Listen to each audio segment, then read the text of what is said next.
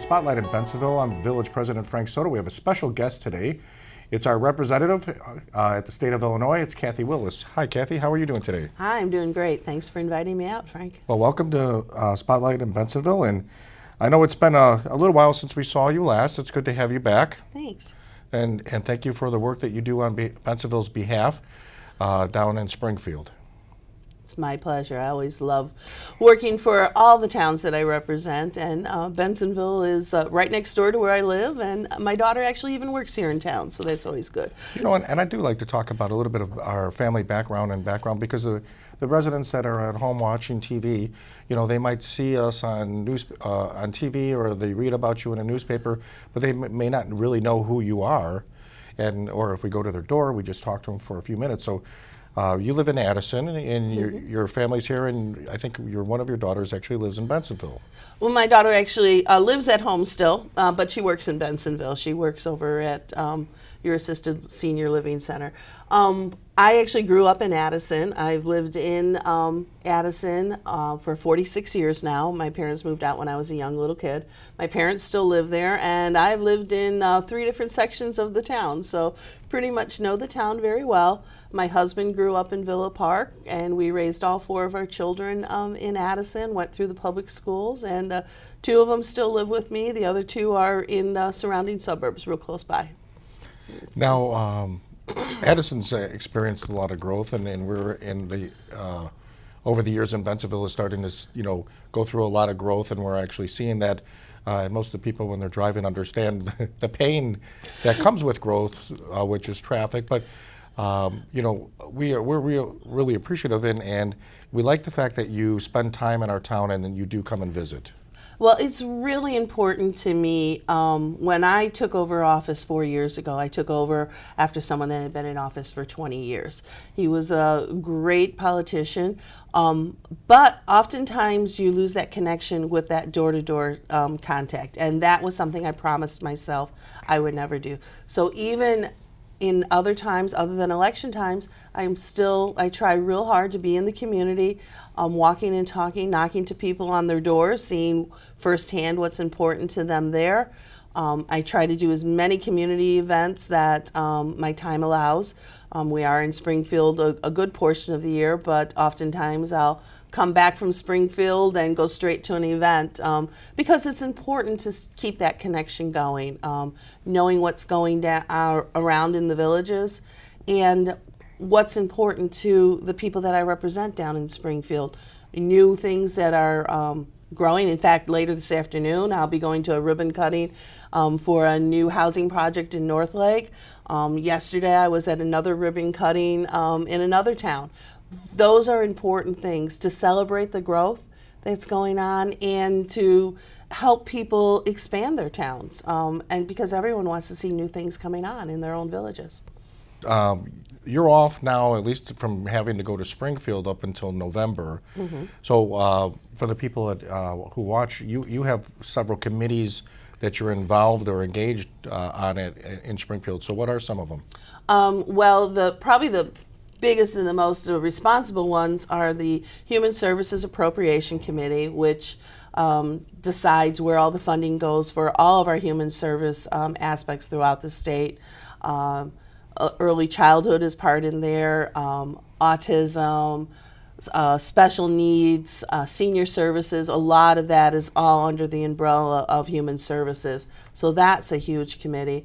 And then I'm fortunate enough to, because of my background, this term I'm sitting on 2 different education committees. I have K through 12 Curriculum and Policy Committee, which has been extremely busy this past year because we're in the process of establishing the federal guidelines for the Every Student Succeeds Act. So we've had a lot of work over the summer with that we've been doing.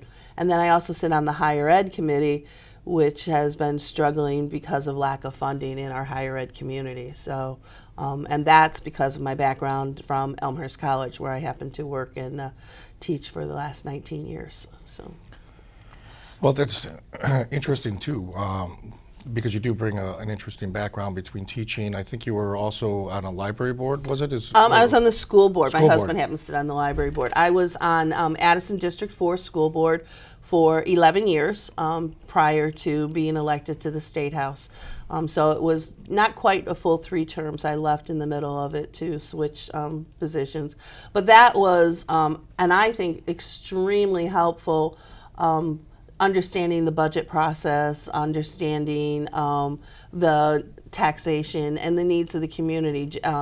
Everyone should do some term on a school board or some type of village board to understand the thankless job it is, really. Well, but I was curious on a couple of the committees that you're on for mainly the higher education and then the senior services programs, with the budget not reaching or not having a budget, which means that they can't appropriate money, which means that money isn't being spent. So what is occurring now, or what are some of your concerns or fears coming up for the people at home? Well, it's certainly, we have seen, especially in the human services budget, we have seen devastating cuts. What has kept us going through that was a lot of consent decrees that the state was mandated that they had to pay. So there were certain areas they could not cut. Well, that is good and bad. It's good because it keeps the money still flowing to there, but it's bad because in the budget that we had originally presented, it had some minor cuts in some of those areas, whether it was operational cuts, still keeping those services, but using the money to the best of its ability. That didn't take place because we didn't pass the budget, so the full amount was paid out to those areas. It's good because it kept some of those areas still going. It was bad because it increased our debt. But then there's about 10% of that budget that was not covered by consent decree, which meant that there was no money going into there. That's where we had a lot of problems. I know right here in Bensenville, their senior meals program was suspended for a number of months until we were able to find some additional money to keep it going. That's difficult when you're dealing with seniors that depend upon that, because that might be the only warm meal they'll get that day. Not to mention the programs here in town were going to a certain location, so there was a big social aspect to that, and that's really important to seniors, making sure they get that. The Meals on Wheels programs were devastatingly cut throughout that, and oftentimes that might have been the only human contact that senior got, with someone stepping in and checking on them that day because they didn't have family in the area. That's really bad when that happens. We also had a lot of abuse shelters that were closed down. They were actually shuttered and couldn't do it. That means when someone needed help because of an abusive domestic situation, they had no place to go. Our substance abuse programs, many of them were cut, or the wait lists for those that were able to keep on were so long that we had people that were dying of overdoses because they weren't able to get the help they need. So we were fortunate enough to put in a stopgap budget before we left in June that did keep some services going up until January 1st. So we were able to get some money through on that.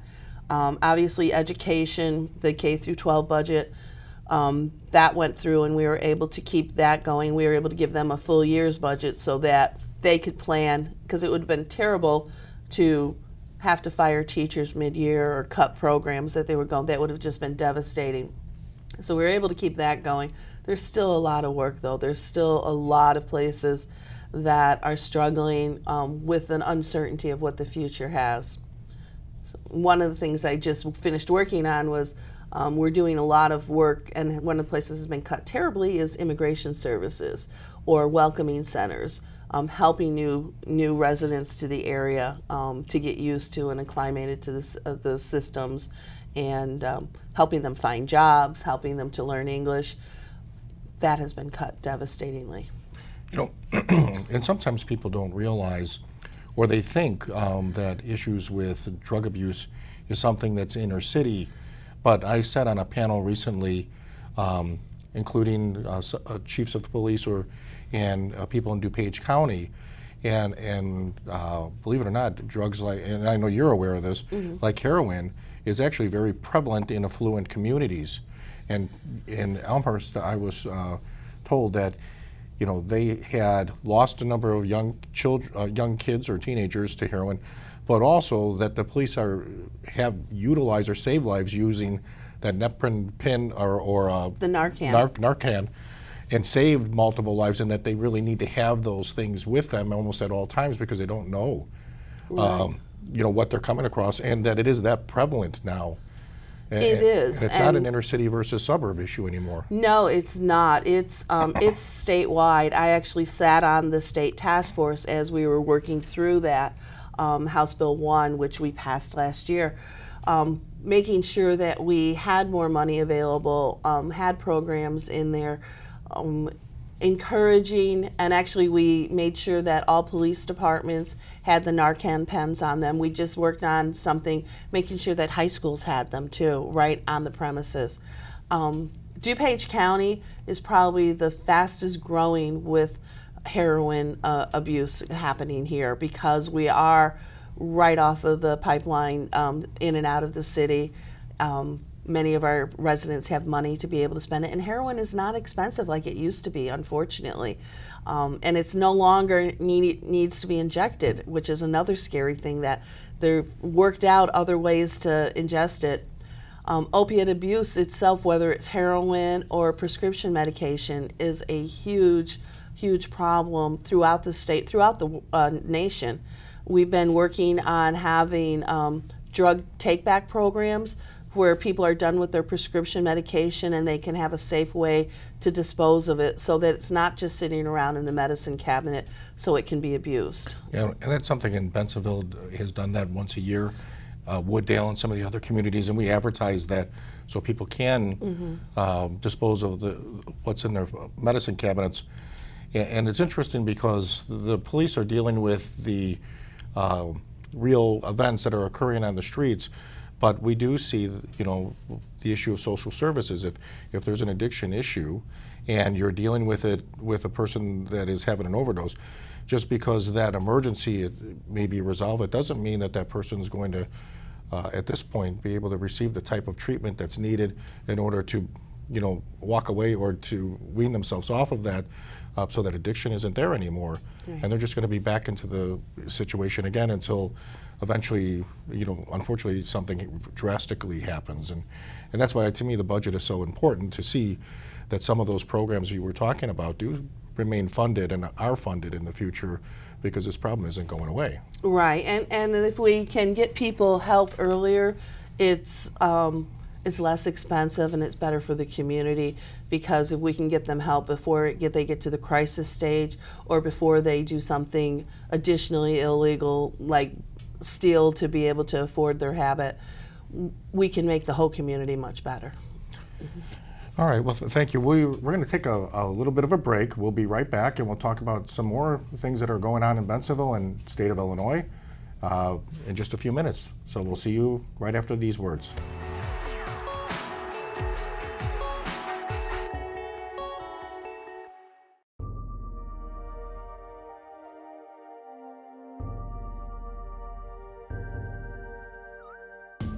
The Water's Edge Aquatic Center is conveniently located in the Redmond Recreational Complex in Bensenville. The Water's Edge is home of Fenton High School and Wahoo swim teams, featuring an indoor 8-lane lap pool and diving well. The Aquatic Center is available for private functions and parties. Learn to swim, stay in shape, or enjoy recreational swimming year-round at the Water's Edge Aquatic Center. The Bensenville Community Library, serving a community of readers. Whether you're old or young, a lover of words, music, or computers, the library has something for you. Check out our new Kindles, toddler jams, story and movie nights, or a variety of other activities offered. For more information, call us at 630-766-4642 or check out our schedule on the web at benlib.org. The Bensenville Community Library, celebrating 50 years of library service.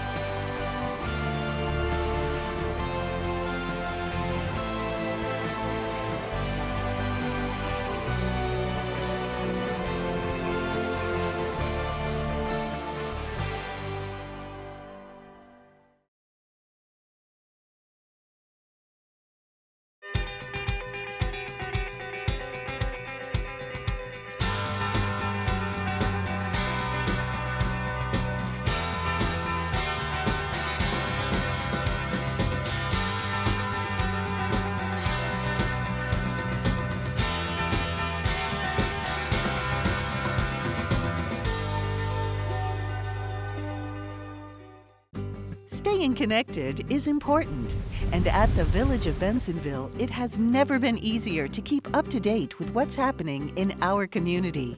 On your phone, PDA, PC, laptop, or tablet, the Village of Bensenville website offers easy integration, so you'll stay connected at home, in the office, or on the road. To follow us on Facebook, simply go to the Bensenville homepage and click on the Facebook icon in the lower left-hand corner. This will take you to the Bensenville Facebook fan page. Once there, click the like button to add us to your newsfeed and receive regular updates from around town. To follow us on Twitter, simply go to the Bensenville homepage and click on the Twitter icon in the lower left-hand corner. This will take you to the Bensenville Twitter page. Once there, click the follow button to add us to your Twitter feed and receive regular community updates. To receive email and cell phone notifications, click on the Notify Me button. This will take you to the Notify Me dashboard. Once there, simply add your email address and/or cell phone number at the top of the page, and then select which service you would like to receive updates from. The most common update section is in the Newsflash Bensenville News. Click on the envelope icon for email alerts and on the phone icon for phone alerts. You can choose one, the other, or both. To watch our public access cable show or board meetings, simply click on the Bensenville Web TV button on the lower left sidebar menu of the homepage. This will take you to our streaming center, where you can play current and past Bensenville cable TV shows and board meetings. To pay your Bensenville utility bill online, just click the Online Payments button and then follow the instructions provided on our secure payment site.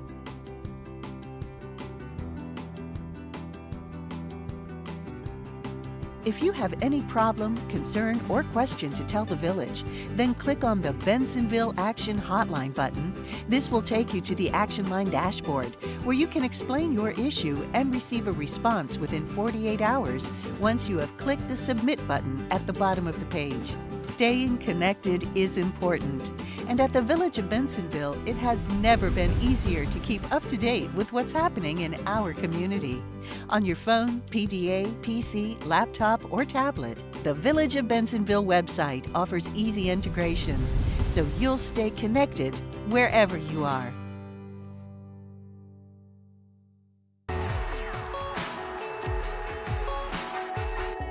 Welcome back to Spotlight in Bensenville. I'm Village President Frank Soto, here with our State Representative Kathleen Willis. Hi. Thank you for being here today. Thank you. We were talking a little bit about some of the senior services and the budget process in Springfield, and we touched a little bit about higher education. And what do you see as some of the future challenges on higher education? Because a lot of us have kids that are in college or are going to be going to college, or at least we hope they're going to be able to go to college, or we're able to afford college. So what do you see in the future? Well, interesting enough, I was at a middle school in Addison just on Monday as principal of the day for the day. And that was one of the questions that came up from one of the students. What am I going to do about making college more affordable? And I think that's very important, especially if we've got 7th and 8th graders already looking to their college careers and worrying about how they're going to pay for it. That means that there's something we need to worry about. I wasn't thinking about college when I was in 7th and 8th grade, so I wasn't I applaud either. So these young kids. This young man, that was his, and they made up their own questions for me. And so my response to him was, we need to make sure that everybody has that opportunity for college. Now, the state has done a couple of good things in the past. They mandated that every high school would offer a college readiness exam. That opens the door for many people that didn't ever think about college before, but if they took the ACT or the SAT, which is going to be switching to the SAT this coming year, and they scored well, maybe they'll look at a college. So that right there opens people's minds to what the college opportunity can be. But how do we make sure that they can afford that? We have encouraged more and more high schools to offer more and more AP classes. Right there, allowing to those advanced placement classes, taking the test for that, hopefully earning college credit.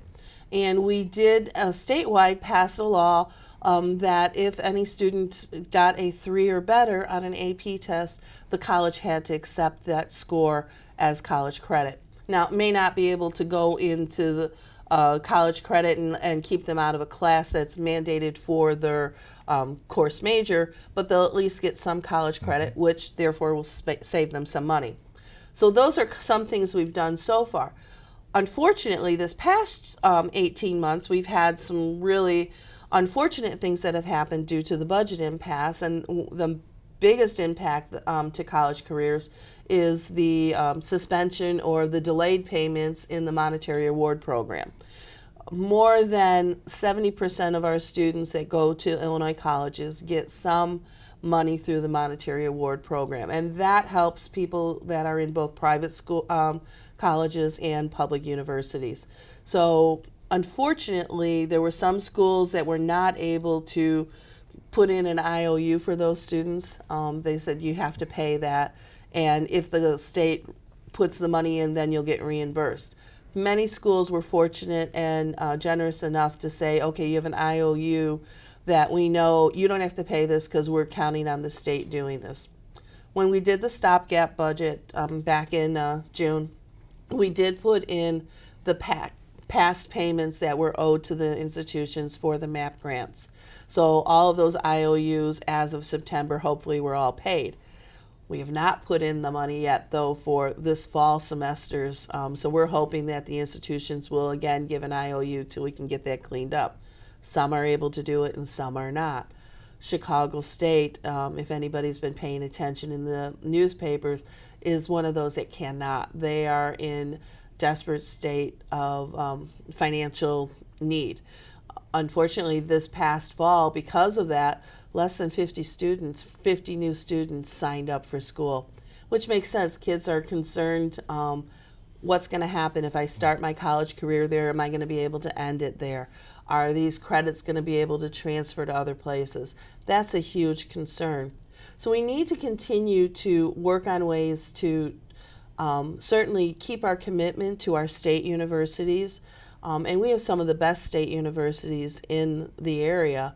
U of I is world renowned for everything they do, but it's very expensive to go there. I went myself there for my master's because it's my master's is in library science, and it's one of the few, we only have 2 institutions in the state of Illinois that you can get a master's in library science.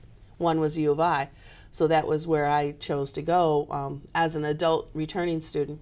But it's one of those things that we need to continue to work on. How can we make sure that we fund our colleges to the best of our ability, work on giving our students the best leg up, because part of our other aspect of our concern is we have many jobs that are left unfilled because we don't have an educated workforce.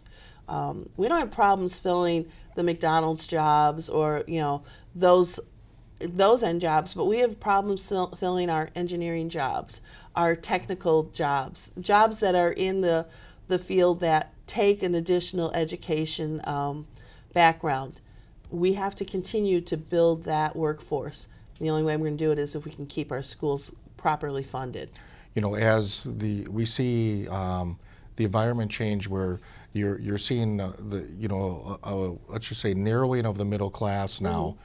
The education or the ability to perform well is more important now than probably ever before, at least in the last 40 to 50 years. And the kids need to be prepared for college, assuming they want to go in that direction. But if you're not prepared to go, then you can't even go to the other way, go into the trades, because the trades themselves have very high standards now. And the work that they do is tremendous. And the reason for the good quality work is because they now demand very high standards just to be able to enter an apprenticeship program. Right. Where people think, I don't have to try in college because my uncle was this or was a plumber. Like, they don't realize, no, your GPA and your math scores and classes you take are incredibly relevant of whether or not you could even walk into a trade now. Well, that's really interesting, because my dad was a tool and die maker. So he was a tool and die maker for 50 years. And one of the things that the tool and die industry has totally revolutionized, it's all automated now. One of the high schools in the area that I happen to visit has an entire tool and die lab now, where they have kids learn how to do the computer programming for it, working on all of that. so that they can come out of high school and get right into a trade right there. They actually partner with a number of small tool and die shops where these kids can get after school jobs, which is great on that. So they're preparing them, because you're right, college, a 4-year college institution is not always for everybody, but some type of higher ed is. So making sure that we offer all of those opportunities, and high schools are the places to go. Fenton has done a wonderful job about keeping up with the times, making sure that they have their students as ready to continue on after high school as possible. And they're part of the forefront of, their technology there is above and beyond in all aspects that they do. Which is they're great. really doing a good job, and they're merging, the STEM classes now with everyday life to make sure the kids do really well. We're, believe it or not, already at the end of our show. So is there anything you want to say up to the coming year to the people at home? Well, I just want to let them know that I will be continuing walking and knocking and talking to people at their doors. But if I miss you because you're not around, I do have my offices in Northlake, and we are open 5 days a week from 8 until 4.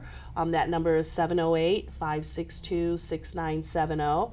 I also have an interactive web page that allows people to leave suggestions for me, or questions or comments, and that is repwillis77.org, so they can always communicate with me that way. I also am one of those geeky reps, and I read all of my own email all the time. They're like, oh, don't your staff know? I read my email. Sometimes I send it to them to respond, but I do all of the reading myself, and my email is repwillis77@gmail.com. So those are a couple of ways you can always reach me for anything you'd like. Well, thank you for being here today. My pleasure. Thanks so much. It was a pleasure, and thank you for watching Spotlight on Bensenville. I'm Village President Frank Soto, and stay tuned for some of our other shows coming up soon.